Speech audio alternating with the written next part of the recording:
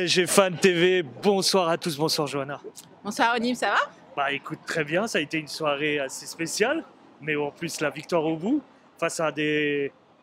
Je pourrais pas les qualifier, je sais pas, j'arrive pas à te dire qui sont ces personnes, mais n'empêche, le Paris Saint-Germain remporte 2-0 et continue de grappiller le haut du classement. Bah oui, c'est un match qui a eu deux parties. La première partie n'était pas très jolie pour le Paris Saint-Germain. On les a pas trop vus, il n'y avait pas de but. On sentait la tension, on sentait que le Paris Saint-Germain n'était pas vraiment dans son match.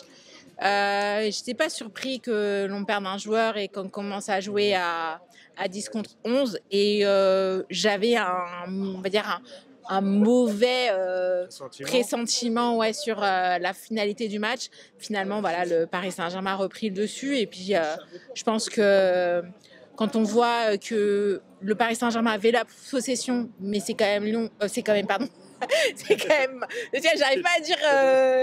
à dire l'équipe. C'est quand même Marseille qui a eu le plus de tirs, d'occasions.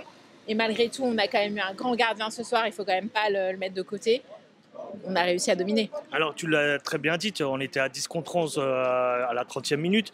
Est-ce que tu crois qu'à la mi-temps, il y a eu des ajustements que le coach a dû faire, et notamment là où j'en veux en venir, est-ce que les choix qui ont permis de gagner ce match viennent des choix de Luis Enrique?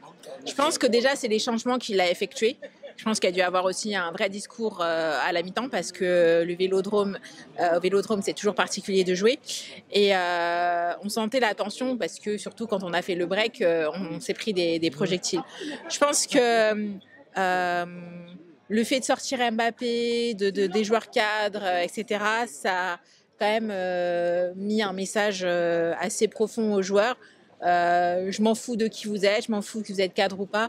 On est là pour gagner, on ne veut pas juste gagner d'un point, alors que Marseille avait l'occasion de revenir au score plusieurs fois. Est-ce que tu vois quelque chose de négatif quand, par exemple, tu l'as cité tout à l'heure, Mbappé, il sort à la 60e minute à peu près? Est-ce qu'il y a, tu sais, tu les entends la polémique à travers les médias. Est-ce que toi, tu vois une polémique à travers ces changements de Mbappé, par exemple?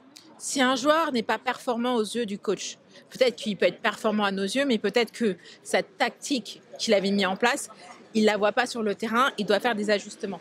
Sortir un joueur, ça ne veut pas forcément dire qu'il n'est pas bon, ça veut dire qu'il a besoin de joueurs pour faire un certain style de jeu, type de jeu, qu'il doit réajuster au quotidien son jeu.